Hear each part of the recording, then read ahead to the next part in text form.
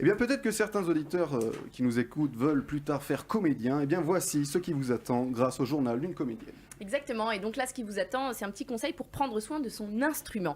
Alors cette chronique, elle aurait aussi pu s'appeler l'éternelle diète ou mon kiné, ce meilleur ami. Bah oui, vous l'aurez compris, notre instrument à nous les comédiens, c'est nous-mêmes, notre corps, notre voix.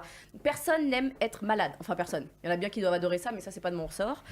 Donc à part les patients atteints du syndrome de Munchausen, c'est comme ça qu'on appelle les gens qui aiment être malades. Parce que moi je travaille mes chroniques, tu vois. Wikipédia. Non. Donc on va partir de ce postulat que personne n'aime être malade, voilà, c'est pratique pour personne et surtout c'est chiant, disons-le clairement. Que ce soit le petit mal de crâne passager ou la bonne grosse dégueulie partie, c'est bon, déjà pas très glam et surtout handicapant. Mais certains peuvent travailler avec un rhume un peu sévère. C'est pas agréable, mais ça se fait. Par exemple, t'es garagiste, t'as un méchant rhume, bon, bah au pire, tu vas éternuer sur le pneu, mais ça va pas t'empêcher de le changer, tu vois. T'avais les mains dans le cambouis, c'est pas grave, tu les auras dans la morve. Pardon, j'ai prévenu que cette chronique allait être dégueu ou pas? Non. Bah, hiver oblige, cette chronique va être un peu cracra, hein, voilà. Donc un rhume chez certains, ça se gère. Attention, nous aussi. Mais c'est plus compliqué. C'est-à-dire la langue de Molière, elle devient codadée. On cherche des remèdes à cette calamité. Tu vois? Tiens, toi qui m'écoutes chez toi, si tu es enrhumé, je te laisse essayer de dire onomatopée. Tu vois? Odomadobé, ça veut rien dire. Voilà. Donc avec un simple rhume, on peut carrément créer un contresens, voire un énorme malaise. Tiens, essaye en étant enrhumé avec... Il y a une grosse mythe sur la table. Voilà, donc on a niqué la pièce. Bon, quand j'étais gentille, j'ai démarré la chronique avec un petit rhume. Mais imagine une gastro. Ah bah la gastro, c'est génial. Un tournage de 2 heures peut devenir un tournage de 3 jours et demi. Ah bah si, si les toilettes, elles sont un peu loin, entre les allers-retours pour le vomi et les allers-retours... Non, stop, pardon. Oubliez la gastro, on n'imagine rien parce que là, ma chronique va devenir horrible.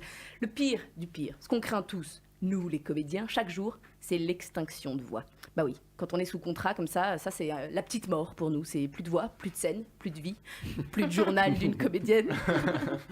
Enfin bref, on craint tout le temps d'être malade, on est chiant en fait, voilà. On surveille un peu ce qu'on mange, on a toujours une petite écharpe autour du cou, on fout des huiles essentielles de partout, et même des fois on refuse de dire bonjour et de faire la bise, parce qu'on aurait entendu que la semaine dernière il était malade. Oh non, non. Donc oui, voilà, on est chiant, mais c'est pas facile pour nous, hein. Nous, notre instrument, c'est notre corps. Il y a même des rôles qui demandent des préparations physiques, du sport, du cardio. Ah oui, Gal Gadot n'est pas devenue Wonder Woman comme ça du jour au lendemain. Elle a eu des coachings. Ah, la chance.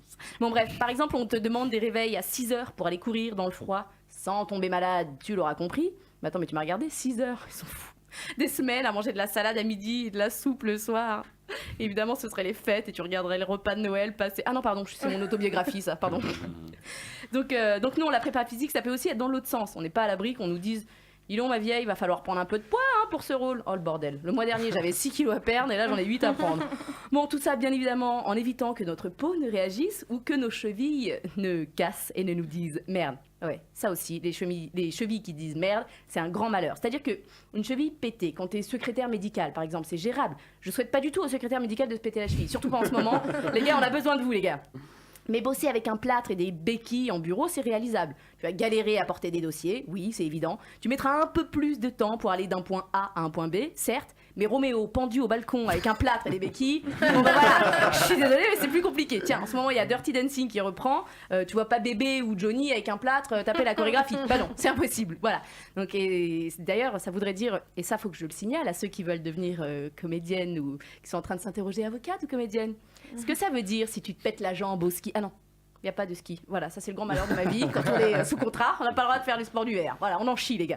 Donc bon, tu te pètes la cheville, disons, t'as glissé sur une plaque d'égout. Oh là là. Bah tu peux pas jouer.